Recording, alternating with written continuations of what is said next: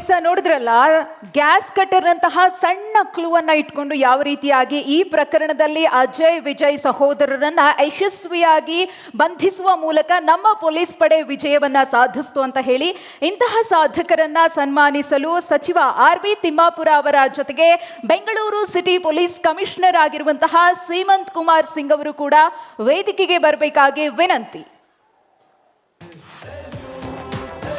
ಹಾಗೆಯೇ ನಮ್ಮ TV9 salute ಗೌರವವನ್ನು ಸ್ವೀಕರಿಸಲು inspector Ravi NS, PSI Sagar A, head constable Manjappa, head constable Majeed, police constable Shivaraj ಅವರು ಕೂಡ ವೇದಿಕೆಗೆ ಬರಬೇಕಾಗಿ ವಿನಂತಿ.